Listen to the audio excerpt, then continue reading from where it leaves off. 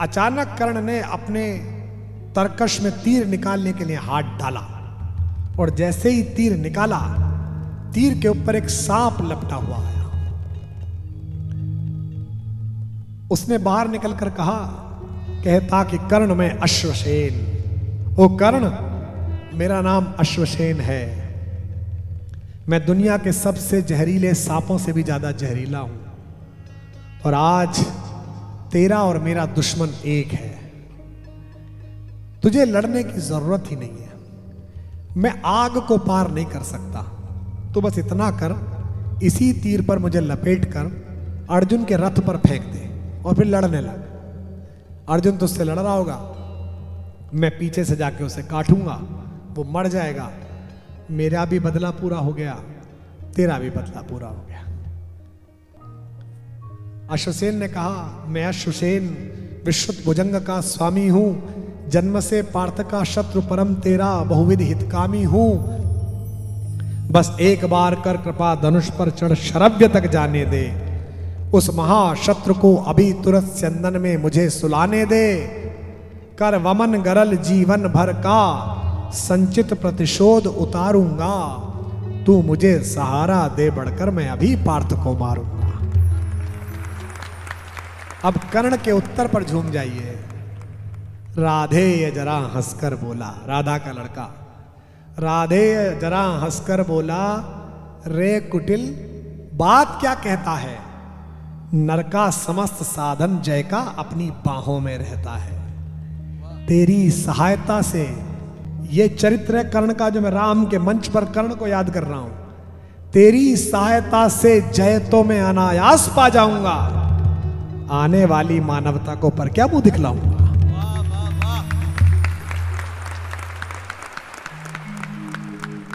पहला ही प्रश्न, योगिता सांलुके। जीवन में जब भी अवसर मिले तो सत्य और सफलता में से किसे चुनना चाहिए, क्योंकि मैंने कई बार झूठों को जीतते हुए देखा है। बेटा मैंने भी देखा है, तूने तो एक बार ही देखा, मैंने कई बार देखा है। 21 साल की बिटिया है ये। क्या सिर्फ मंजिल महत्वपूर्ण है या रास्ता भी? आपका राम क्या कहता है? ये जो सांलुके है, इसको 2 दिन में जो सुना इसने और आज जो सुनेगी, मैं आशा करता हूं कि इसके जीवन में वही प्रकाश जलेगा जो राम को सुनने के बाद चलता है। ये तो महाराष्ट्र है और ये पुणे है, जहां बाबा तिलक ने बताया है कि बंधन में होना बाध्य होना नहीं है। अंग्रेजों ने उनका शरीर मांडले जेल में बंद कर दिया, लेकिन अंग्रेज उनकी चेतना नहीं रोक पाए। श्रीमद् भागवत गीता पर जो बाबा तिलक ने भाष्य लिख दिया, बड़े से बड़े विद्वान भी ऐसा भाष्य नहीं लिख पाएंगे जो उन्होंने जेल में रहकर लिख दिया।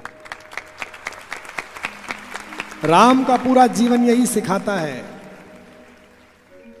कि यदि साधन पवित्र नहीं है तो साध्य पवित्र हो ही नहीं सकता। हम अक्सर इस समस्या से जूझते हैं, मैं भी जूझा हूं, अब तो ऊहापोह मिट गई, पिछले 10 वर्ष से मिट गई। कबीर कहते ना, जब मैं था तब हरि नहीं, अब हरि हैं मैं ना है, सब अंधियारा मिट गया जब दीपक देखा मां है। कहाँ का दीपक? अंदर का। इसलिए तुलसीदास जी कहते हैं, राम नाम मणि दीप धर। कहां पर धर उस राम के नाम के दीपक को? जबान पर। जिससे क्या होगा? अंदर बाहर दोनों तरफ उजियारा आएगा, अंदर भी उजियारा जाएगा, बाहर भी उजियारा जाएगा। तो साध्य अगर पवित्र नहीं है तो साधन तो अपवित्र होगा ही, लेकिन साध्य को पवित्र रखना है तो साधन को भी पवित्र रखना पड़ेगा। कई बार ऐसा लगता है कि लोग जीत गए हैं। इसने अच्छी बात क्या कही लड़की ने? आपका राम क्या कहता है? आपका राम कहने में इसको ये तो पता है कि इसके अंदर भी एक राम है और मैं तो पूरे विश्व में बोलता ही फिर रहा हूं कि अपने अपने राम, तेरे अपने राम, मेरे अपने राम, एक राम राजा का बेटा, एक राम अंतर में बैठा। और दोनों ही राम सत्य हैं।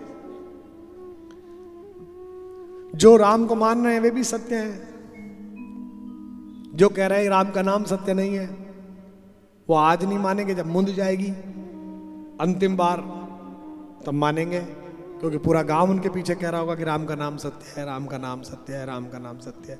दुर्भाग्य ये है कि वो जीते जी नहीं मान पाएंगे कि राम का नाम सत्य है। राम कथा यही सिखाती है कि साधन और साध्य दोनों पवित्र होने चाहिए। राजनीति और शक्ति हो वो बड़ी फिसलाती है। हमारे एक कवि थे, बाल कवि बैरागी। बैरागी जी बहुत बड़े कवि थे, मंत्री रहे, कांग्रेस में 2 बार सांसद रहे, 3 बार विधायक रहे, ऐतिहासिक चुनाव हारे 4 वोट से एक बार लोकसभा का। जब राजीव गांधी जी प्रधानमंत्री बने, लोग कहते हैं कि अगर जीत जाते तो बहुत बड़े और आगे जाते, लेकिन कवि, अद्भुत कवि, दिनकर जी के बाद के वीर रस के सबसे बड़े कवि, कविताएं लिखते थे। पहली बार विधायक बने और मंत्री बन गए, इस चीज के खाद्य एवं नागरिक आपूर्ति मंत्री। तो कादम्बिनी के संपादक राजेंद्र माथुर ने उनको चिट्ठी लिखी कि मंत्री जी, अंदर कवि शेष रह गया हो तो एक कविता भेज देना। अब ये ताना था एक राजनेता जिसने कविता का पथ छोड़कर शुक्र का पथ इस्तेमाल किया है। आप जानते हैं ज्योतिष में शुक्र राजनीति की दशा है। उन्होंने उत्तर में खत लिखकर भेज दिया। उन्होंने लिखा कि एक बार फिर जीवन का रथ मुड़ा शुक्र के पथ पर, राजनीति ने डोरे डाले फिर लेखन के व्रत पर। और ये बात आगे बैठे राजनेता समझते होंगे, मैंने भी भोगा है उसे। लक्ष्मण रेखा बड़ी क्षीण है, बड़ी क्रूर है काई, कदम कदम पर फिसलाती है रेशम सी चिकनाई। अंदर का जो अपसंस्कार है वो आपको बहुत प्रेरित करता है। अब तय होता है कि ये संबोधित कैसे हो। ये संबोधित होता है आपके संस्कार से, आपके परिवार से, आपके स्वाध्याय से और आपके सत्संग से। हमारे साथ जो सब लोग थे सब चोरी वोरी में फंस गए बेचारे, हम बच गए। किसी ने हमसे पूछा आप कैसे बच गए? आपने भी बड़ा पूरा सब आपके ही पीछे था। मैं 4th क्लास में था तो मेरे यहाँ 80 के दशक की बात है, जो पुराने लोग होंगे उनको याद आ जाएगा। एक सरकारी स्कूल में पढ़ता था मैं, और रबड़ जो थी वो नटराज की आती थी, 10 पैसे की। कुछ याद है कुछ लोगों को नटराज की? और नटराज की पेंसिल आती थी, वो भी शायद 10-15 पैसे की आती थी। तभी एक नए प्रकार की रबड़ आई जो बहुत महंगी थी, 5-10 रुपए की थी। वो किसी कैरेक्टर के पेट में होती थी, है ना, ऊंट के पेट में, शेर के पेट में, खोलो फिर रबड़ निकलती थी, महंगी थी वो। तो मुझे बहुत भाई, उस रबड़ में खुशबू भी थी, सेंट डला हुआ होता था, याद है? तो मेरा बड़ा मन कि ये रबड़ मुझे मिल जाए। बच्चा था मैं, सबसे छोटा 5 भाई बहनों में, सबका दुलारा, और बोलता बहुत था, कविताएं याद रहती थी। तो मोहल्ला, परिवार, रिश्तेदार, स्कूल, सब में वंदना में खड़े हो जाओ, तुम कविता सुनाओ। तो मैंने अपनी माँ से कहा कि ये रबड़ मुझे दिला दो, क्योंकि पिता से तो कह ही नहीं सकते थे। आप बोल के देख लो, माँ में मुंह खुल जाता है, माँ। बाप में बंद हो जाता है, बाप। यानी कि जिसके सामने आवाज खुल जाए वो माँ, और जिसके सामने आवाज बंद हो जाए वो। तो मैंने माँ से कहा कि मुझे रबड़ दिला दो। माँ ने मेरे भाई से कहा, कौन सी रबड़ मांग रहा है, रो रहा है? देखो, उस सामने स्टेशनरी की दुकान पे गया, बोला माँ वो तो 10 रुपए की है। उन दिनों दूध आता था 1 रुपए लीटर, देसी घी आता था 21 रुपए का, मुझे याद है। तो मेरी माँ ने कहा नहीं, आधा किलो घी खिलाऊंगी, रबड़ क्यों दिलाऊं? रबड़ नहीं मिली। मन में लोभ आ गया मेरे साथ एक बच्चा पढ़ता था, वो शहर के सबसे धनाढ्य सेठ जी का बेटा था। मेरा दोस्त था, थोड़ा कम पढ़ता था, सेठ जी का था तो कम ही पढ़ता। मेरी किताब विताब ले लेता था, मुझसे पूछ लेता था, उसे सब सुविधाएं उपलब्ध थीं। वो प्रीमियर पद्मिनी एक गाड़ी होती थी, उससे स्कूल आता था और हम अपना बस्ता लेके पैदल मार्च, दाएं से आगे बाएं मुड़ेगा। तो उसके 2-3 रबड़ उसने खरीदी थी, तो मैंने उसकी एक रबड़ चुरा ली। मुझे आज भी याद है, वो एक गेंडा था, गेंडा, उसके पेट में वो रबड़ थी। मैं ले आया, शाम को होमवर्क करने बैठा तो मेरी माँ बैठती थी हम सब बच्चों को पढ़ाने के लिए। वो खुद तो 11वीं पास है मेरी माँ, बट उन्हें अनुशासन पता है कि वो बैठी रहेंगी तो ये पढ़ेंगे, इसलिए चाहे किताब खोले रहे लेकिन बैठा रहे। वो जो अनवरत अध्ययन का संस्कार बचपन में डाला, वो आज भी इस हालत में है कि बिना 30-40 पेज पढ़े नींद नहीं आती है जब तक किताब ना पढ़ ले। तभी का संस्कार है। माँ ने रबड़ देखी, माँ ने पूछा रबड़ कहां से मिली, तो चतुराई आगे आई। जब लालच आता है तो लालच को जस्टिफाई करने के लिए कुतर्क आता है। ये जितनी भी बात चल रही है अयोध्या के खिलाफ, राम के खिलाफ, जो बोल रहे पता उन्हें भी है कि राम इस देश के मन प्राण में बसा हुआ है, लेकिन अब एक बार बोल दिया है तो कुतर्क कर रहे हैं, लगातार लगे हुए हैं। जनता भी समझ रही है। तो मेरी माँ ने मुझे कहा कि रबड़ कैसे मिली, तो मैंने कहा कि जब मैं स्कूल से आ रहा था तो रास्ते में पड़ी मिली। खोया पाया सामान तो किसी का भी हो सकता है, किससे पूछूंगा इस 500 बच्चों के स्कूल में। तो मेरी माँ ने कहा ठीक। मैं रात्रि में अपनी माँ के पास सोता था, क्योंकि 3री-4थी क्लास में था, तो समझ लीजिए 8-9 साल का रहा हूँगा। आजकल का समय नहीं था कि बच्चा 15 साल का हो गया LKG में जा रहा है। आजकल तो प्री, फिर UKG, LKG, फला पता नहीं क्या क्या करते हैं। तो मेरी माँ ने मुझसे कहा कि उठो यहाँ से, अपनी चद्दर उठाओ और वो भाइयों के कमरे में जाके सो। मैंने पूछा क्यों? उसने कहा कोई बात नहीं। मैं रुआसा हो गया। वो रबड़ जिसकी लेके आए हो ना, कल उसकी रबड़ दे आना, फिर मेरे पास आके सोना। मैं अगले दिन रबड़ दे आया। वो बच्चा वहाँ पढ़ने बैठा, मैंने नीचे रबड़ गिराई और मैंने उससे कहा अरे गौरव तेरी रबड़ गिर गई। वो बोला अरे मैं तो ढूंढ ही रहा था यार, कहाँ चली गई। उसने रबड़ ले ली। अगर उस दिन मेरी माँ ने मेरे रबड़ चुराने के अपराध को जस्टिफाई कर लिया होता कि कमाल आया, तो आज मैं भी वहीं होता जहां वहां बैठे हुए सारे के सारे, वहीं मैं भी नहीं। तो साध्य और साधन की शुचिता ये राम की कहानी सिखाती है।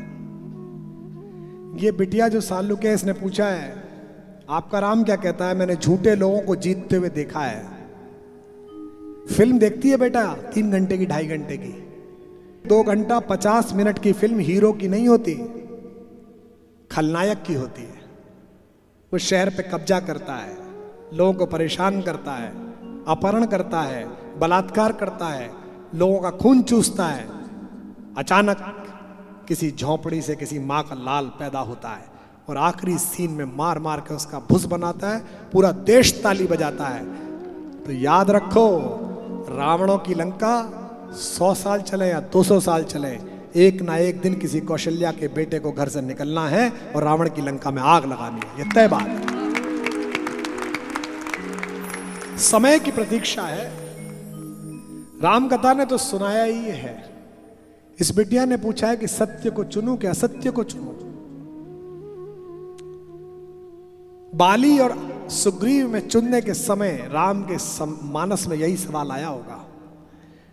बाली को चुनने तो अभी काम हो जाएगा, रावण को परास्त करना 2 मिनट का काम है। क्योंकि बाली 3 बार रावण को परास्त कर चुका है। सुग्रीव को तो पता भी नहीं है रावण कैसा दिखता है। बाली तो मार लगा चुका है। बाली ने तो पीटने के बाद उसकी पोटली बनाई, यहां दबाई और 7 सागरों के चक्कर लगाए।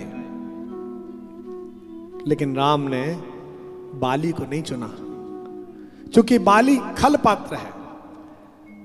उसने अनुज वधू के साथ दुराचार किया है, इसलिए राम ने सुग्रीव को चुना। जबकि राम के प्राण संकट में है।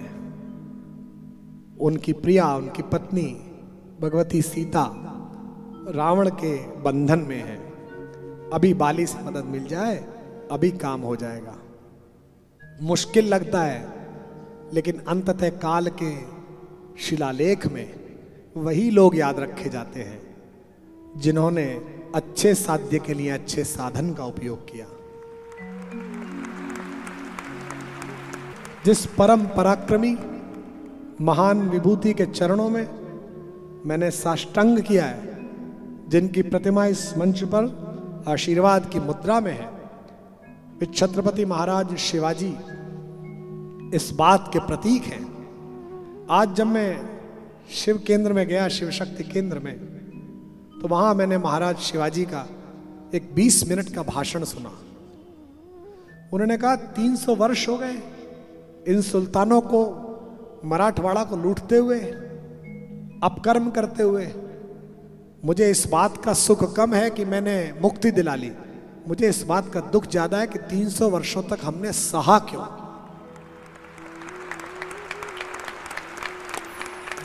महाराज शिवाजी हो, महाराणा प्रताप हो, या एक छोटी सी रियासत की रानी जिसने अपने वैधव्य में अपने नवजात शिशु को पीठ के कंधे से बांधा और अपने अश्व की वल्गाएं अपने दोनों दांतों में दबाकर कहा, जब तक लहू की अंतिम बूंद प्राणों में शेष है, अंग्रेजों की औकात नहीं कि मेरी झांसी पर कब्जा कर सके। एक बात सारी कथाएं कहती हैं जो इस बिटिया को आपका उत्तर के रूप में पहुंचेगी। युद्धों में इतिहास इस बात से नहीं लिखे जाते कि जीत किसको मिली। युद्ध के इतिहास में प्रासंगिकता इस बात की होती है कि गोली छाती पर खाई के पीठ पर खाई।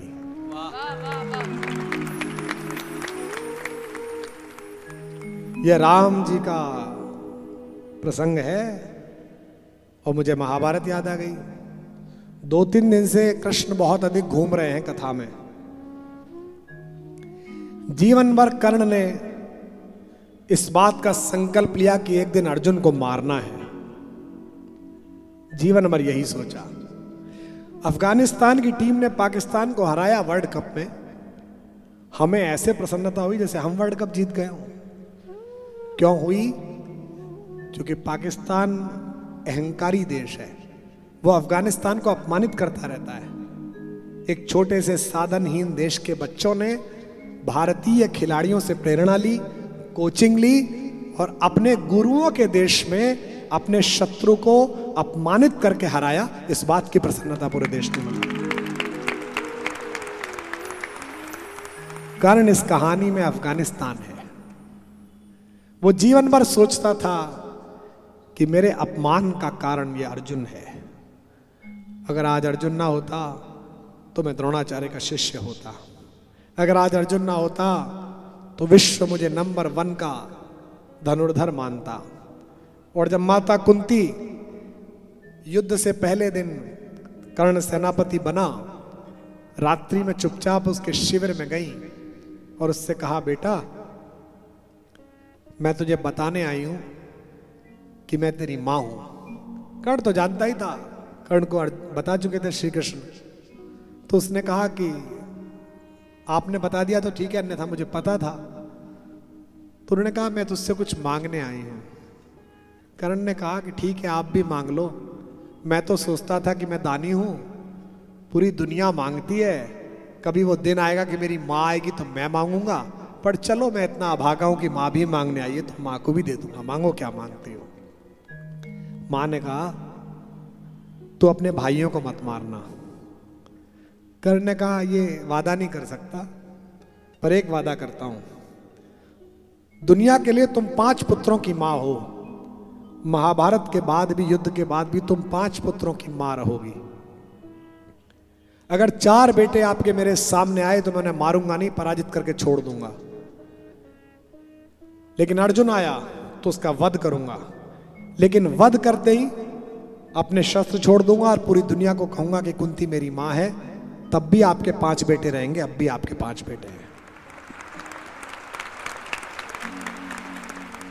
युद्ध ऐसे समय में आकर खड़ा हो गया जहां कर्ण और अर्जुन आमने सामने आ गए। घंटों युद्ध चला, न वो कम न ये कम। कई बार बैडमिंटन में आप देखते हैं ना, रैली कहते हैं उसे, रैली चलती है, आदमी की गर्दन दुख जाती, इधर इधर इधर उधर, और जब बाद में कहीं जाके शटल गिरती है तो पूरा स्टेडियम शोर मचाता है। वहां कवि दिनकर ने इसका वर्णन किया। जब खांडव प्रस्थ से, जंगल से अर्जुन अपनी मां को और भाइयों को लेकर आ रहे थे, तो रास्ते में एक सर्पणी दिखाई दी थी, एक सांप दिखाई दिया। कुंती सबसे आगे थी।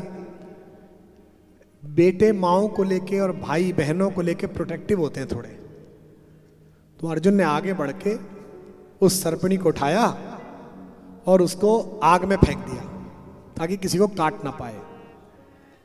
जब उसने फेंका तो उसी समय सर्पणी को प्रसव हुआ आकाश में, हवा में, और एक बच्चा उस अंडे से फूट के नीचे गिरा, एक नया सांप।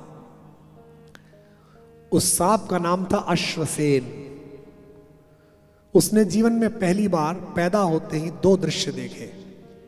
एक दृश्य ये कि मेरी मां का शरीर आग में जा रहा है, और दूसरा दृश्य ये कि मेरे मां की पूंछ जो है एक आदमी के हाथ में थी।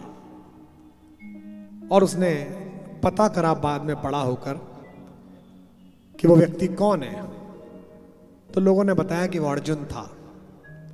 पूरे जीवन अश्वसेन ने दुनिया भर के बड़े सांपों की सेवा करके जहर इकट्ठा किया, और उसके जीवन का एक ही उद्देश्य रहा कि बस एक बार अर्जुन को डसना है। अमिताभ जी की एक फिल्म थी दीवार, उसमें एक बिल्डिंग अमिताभ बच्चन खरीदते हैं बहुत पैसे वाले होकर, और जितने की बिल्डिंग है उससे दुगने पैसे में खरीदते हैं। तो बेचने वाला कहता है कि एक बात कहूंगा, आपने पैसा कमा लिया पर आपको व्यापार करना नहीं आया, मैं इससे आधी कीमत में दे सकता था। तो उसमें करेक्टर कहता है आपको बेचना नहीं आया, मैं इससे दुगनी में भी खरीदता, क्योंकि इस बिल्डिंग को बनाने में मेरी माँ ने ईंट ढोई है, मैं उसकी अपनी माँ का सम्मान खरीद रहा हूँ, श्रम खरीद रहा हूँ। हम सब ऐसा करते हैं।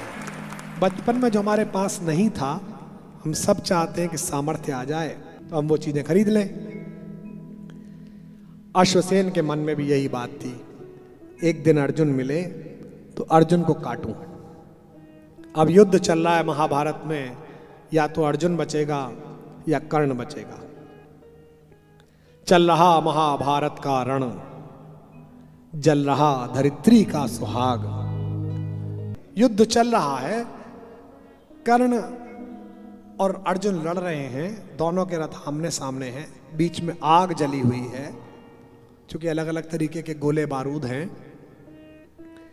चल रहा महाभारत का रण, जल रहा धरित्री का सुहाग। फट कुरुक्षेत्र में खेल रही नर के भीतर की कुटिल आग। बाजियों गजों की लोथों में गिर रहे मनुज के छिन्न अंग।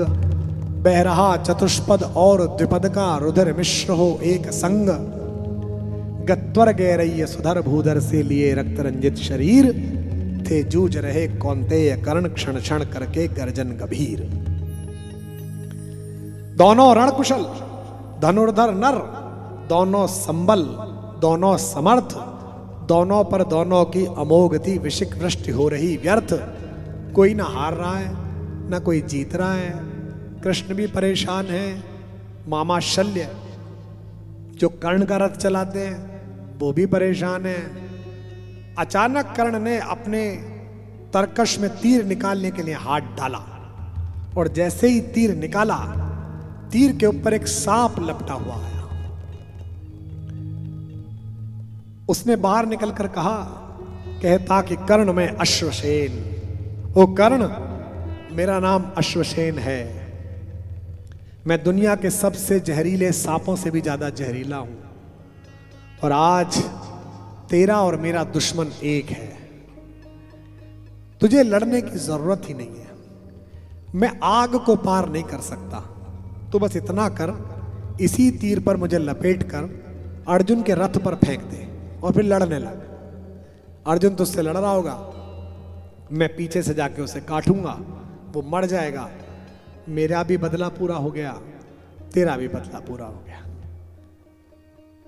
ये जो बिटिया है साल्लुखे, बेटा तू इसकी जगह होती तो क्या करती कि चलो काम निपटे, एक ही मामले में दोनों काम सेट हो रहे हैं, इसका भी दुश्मन खलास, यही तो बोलते ना मराठी में खलास, और अपना भी दुश्मन खलास। नहीं, दुश्मन तो खलास हो जाता बेटा, पर दुश्मन के साथ साथ आत्मा भी खलास हो जाती। अश्वसेन ने कहा, मैं अश्वसेन विश्रुत भुजंग का स्वामी हूं, जन्म से पार्थ का शत्रु परम तेरा, बहुविध हितकामी हूं, बस एक बार कर कृपा धनुष पर चढ़ शरव्य तक जाने दे, उस महाशत्रु को अभी तुरंत स्यंदन में मुझे सुलाने दे, कर वमन गरल जीवन भर का, संचित प्रतिशोध उतारूंगा, तू मुझे सहारा दे बढ़कर मैं अभी पार्थ को मारूंगा। अब कर्ण के उत्तर पर झूम जाइए। राधे ये जरा हंसकर बोला, राधा का लड़का, राधे जरा हंसकर बोला, रे कुटिल बात क्या कहता है, नर का समस्त साधन जय का अपनी बाहों में रहता है, तेरी सहायता से, ये चरित्र है कर्ण का जो मैं राम के मंच पर कर्ण को याद कर रहा हूं, तेरी सहायता से जय तो मैं अनायास पा जाऊंगा, आने वाली मानवता को पर क्या मुंह दिखलाऊंगा।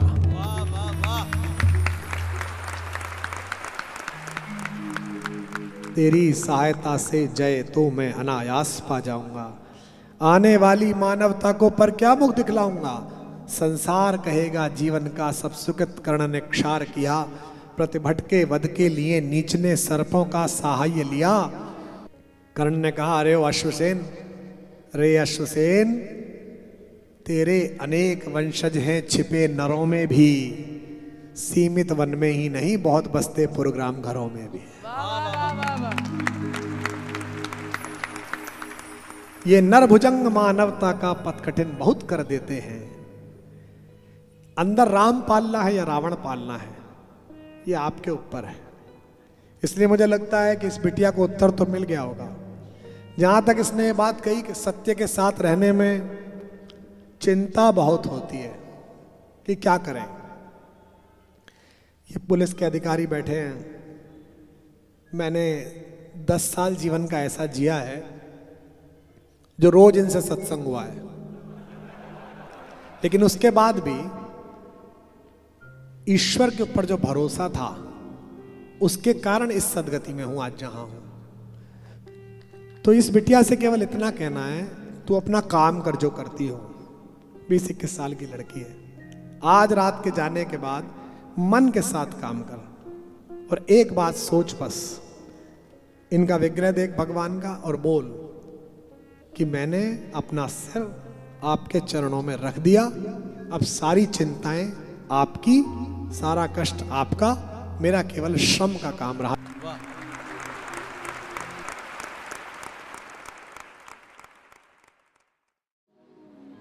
मनुष्य की आदत है कि मेरे पास जो है वो जिसकी कृपा से मिला है मैं उसे भूल जाता हूं, और जो मुझे अपेक्षित है, जो वांछित है, उसके लिए मैं प्रतिपल परेशान रहता हूं। आज के बाद अपने घर जाकर 3 दिन तक इस बात पर विचार करना कि इस देश में कितने सनातनी हैं जिन्होंने मंदिर जाते समय, तीर्थों में जाते समय, कभी मानस पढ़ते समय, कभी गंगा स्तुति पढ़ते समय, कभी दुर्गा सप्तशती का पाठ करते समय, विष्णु सहस्त्रनाम का पाठ करते समय, एक क्षण के लिए, सेकंड के 100वें हिस्से के लिए भी कभी उस महापुरुष का, उस भगवान का, उस दिव्यात्मा का स्मरण किया, जिसके कारण, जिनके शास्त्रार्थ कला के कारण, जिनके मत प्रतिपादन के कारण सनातन धर्म जीवित रहा। मैं 3 दिन के इस प्रस्ताव को, 3 दिन के संवाद के प्रारंभ में सबसे पहले दक्षिण से चले हुए उस ऋषि की प्रार्थना को प्रणाम करता हूं, जिसे मैं और आप आद्य शंकराचार्य के नाम से जानते हैं। इतनी बड़ी विभूति